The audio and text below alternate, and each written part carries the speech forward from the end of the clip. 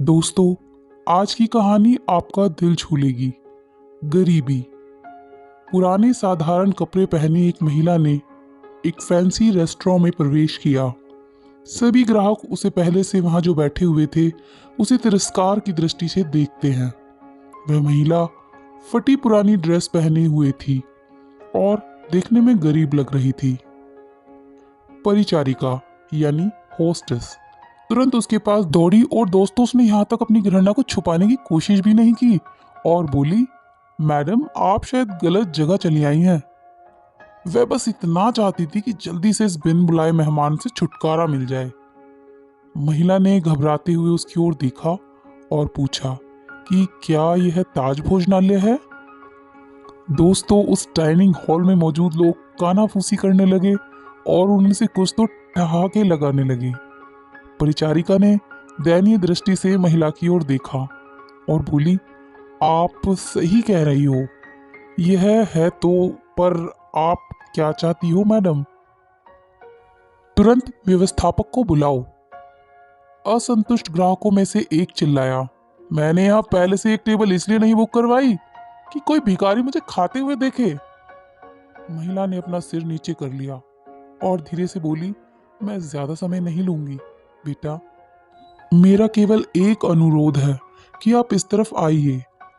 परिचारिका ने अनिच्छा से बुजुर्ग महिला को अंदर आमंत्रित किया। वो बस किसी तरह से उसे बाकी ग्राहकों की नजरों से दूर ले जाना चाहती थी। मैं तुम्हारी जगह होती तो उसे सिक्योरिटी गार्ड बुलाकर उसे बाहर का रास्ता दिखाती। आपने देखा ना कैसे बदबू आ रही है, वह एक बुरा सपना है।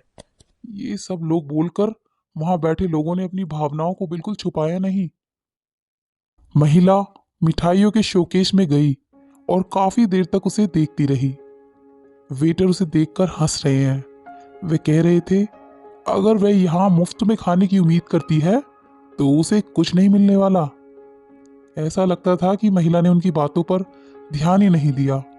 महिला बोली, बताओ बेटा, क्या यह लेमन केक को केवल आधा खरीदना संभव है? इसकी लागत क्या है?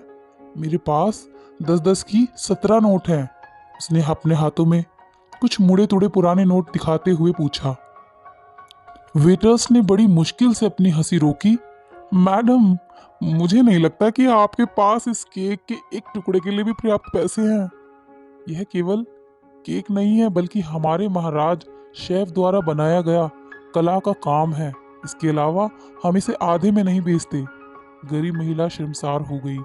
उसे लगा कि उसके अंदर कुछ टूट सा गया हो। धीरे धीरे वह निराश कदमों से चलते हुए बाहर निकलने लगी।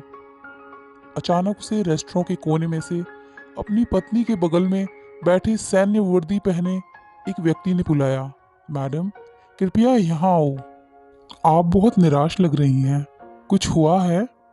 उसने चेहरे पर मुस्कान के साथ पूछा। मेरी बेटी बहुत बीमार थी। जब वह बच्ची थी तो हम इस रेस्टोरेंट के पास से गुजरते थे और वह काफी देर तक दुकान की खिड़कियों को देखती रहती थी। हमने एक दिन यहाँ से लेमन केक खाने का सपना देखा, लेकिन फिर वह बीमार हो गई। मेरे पति चले गए हैं और हम दोनों का पेट पालने के लिए मुझे नौकरी करनी पड़ी। मेरे पास इलाज जारी रखने के लिए पैसे भी नहीं हैं, इसलिए अब मैं उसके लिए कुछ भी नहीं कर पा रही हूँ। तो मैंने सोचा कम से कम उसे ये केक ही दिला दूं, लेकिन मेरे पास केवल 10-10 के ये 17 नोट हैं।